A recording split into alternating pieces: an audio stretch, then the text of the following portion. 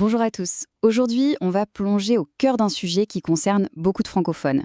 Comment s'y retrouver dans le paysage financier et fiscal de Tel Aviv? C'est une ville qui fait rêver, pleine d'opportunités, c'est sûr, mais elle a ses propres règles du jeu. Alors, on va décrypter tout ça ensemble. Voilà la grande question que beaucoup se posent, n'est-ce pas? Se lancer en Israël, entreprendre, est-ce que c'est vraiment un rêve à portée de main? L'idée est super séduisante, pleine de promesses. Mais qu'est-ce qui se passe vraiment une fois qu'on y est? C'est exactement ce qu'on va explorer. D'un côté, il y a le rêve.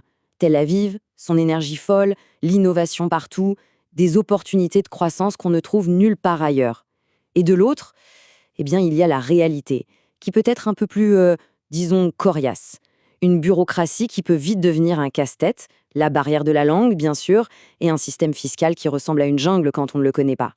C'est justement ce fossé entre le rêve et la réalité qu'on va essayer de combler. Bon, alors, par où est-ce qu'on commence? La toute première étape, la base de tout, c'est de construire son projet sur des fondations vraiment solides. Allez, on rentre dans le dur. Le choix de la structure de son entreprise, c'est absolument capital. On a ici les 3 options principales. L'OSEC Patour, c'est parfait pour démarrer en douceur, sans se compliquer la vie avec la TVA. L'OSEC Mourché, c'est l'étape suivante, idéale pour les professions libérales, les consultants. Et enfin, la Hevra Baham, la société, pour les projets qui voient plus grand comme les startups. Mais attention, un mauvais choix au départ peut coûter une fortune. Imaginez un développeur qui se lance en OSEC Patour parce que c'est simple. Son business explose, il dépasse le plafond de revenus sans même s'en apercevoir. Et là, c'est la douche froide. Des mois de paperasse à rattraper avec le fisc, des pénalités. Un simple conseil au tout début lui aurait fait choisir OSEC Mourchet et il se serait épargné tous ses ennuis. Ça montre bien que ce choix, ce n'est pas juste une formalité. C'est ce qui va conditionner tout l'avenir de l'activité.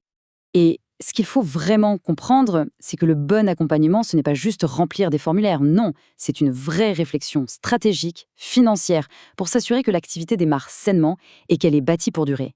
C'est toute la différence entre simplement exister et vraiment prospérer. Une fois que la boîte est créée, le voyage est loin d'être terminé. La phase suivante est tout aussi cruciale. Il faut savoir piloter sa croissance. Ce qui est fascinant ici, c'est de voir à quel point les enjeux fiscaux en Israël sont variés. Ça va bien plus loin que la simple déclaration de revenus qu'on connaît. On parle de fiscalité immobilière hyper spécifique, de comment optimiser les revenus quand on a des stock options, de la fiscalité des cryptos qui est un monde en soi, ou encore des avantages fiscaux pour les nouveaux arrivants, les fameux Olumadashim. Chaque ligne ici est un univers à part entière. Tenez, prenons un exemple concret pour que ce soit clair. Le Majgeva. C'est l'impôt sur la plus-value quand on vend un bien immobilier. Le nom a l'air simple, mais le calcul derrière, c'est une autre paire de manches. C'est incroyablement complexe et sans un expert, on peut facilement passer à côté d'abattements ou d'exonérations qui peuvent faire économiser des sommes colossales. C'est l'exemple parfait qui montre pourquoi il faut être bien conseillé. Allez, on aborde un autre gros morceau, la relation avec l'administration fiscale israélienne. Franchement, qui n'a jamais eu un petit coup de stress en recevant un courrier du Mas Nassa, le fisc israélien? Ça peut être intimidant. La communication est parfois compliquée, on ne sait pas toujours ce qu'ils attendent de nous. Avoir un représentant qui non seulement parle la langue, mais qui connaît aussi les codes et défend ses intérêts, ça change absolument tout. Et cette diapositive, elle est géniale, parce qu'elle montre qu'on n'est pas obligé de subir. On peut être proactif. Pour une opération financière un peu complexe, il y a une procédure qui s'appelle le pre-ruling. En gros, on présente son projet au fisc avant de le faire, et il le valide via un parcours vert accéléré. C'est un outil formidable pour sécuriser une grosse opération et éviter toute mauvaise surprise. On peut dormir tranquille. Bon, on a vu les défis, on a vu la complexité. Alors c'est quoi la solution? La solution, c'est de trouver le bon partenaire, celui qui va transformer ces obstacles en véritable tremplin pour la réussite. Cette phrase, elle résume parfaitement la philosophie dont on a besoin aujourd'hui.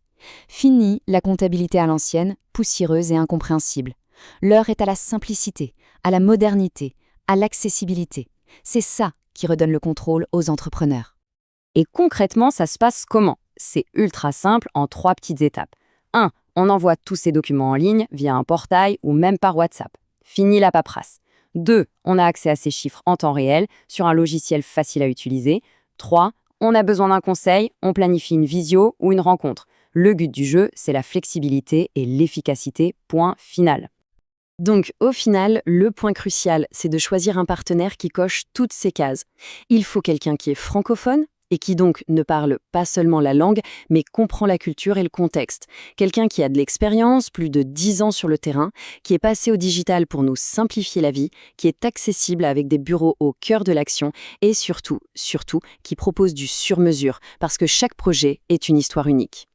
Et on va terminer avec cette question qui, je pense, invite vraiment à la réflexion. La personne qui s'occupe de vos finances en Israël, est-ce que c'est un pont qui aide à traverser la rivière de la complexité pour atteindre les opportunités? Ou est-ce que c'est une barrière, un mur de plus qui ajoute de la confusion à un système qui n'en a pas besoin? La réponse à cette question, eh bien, elle pourrait bien déterminer toute la trajectoire d'un projet ici. C'est une réflexion essentielle. Merci beaucoup pour votre attention.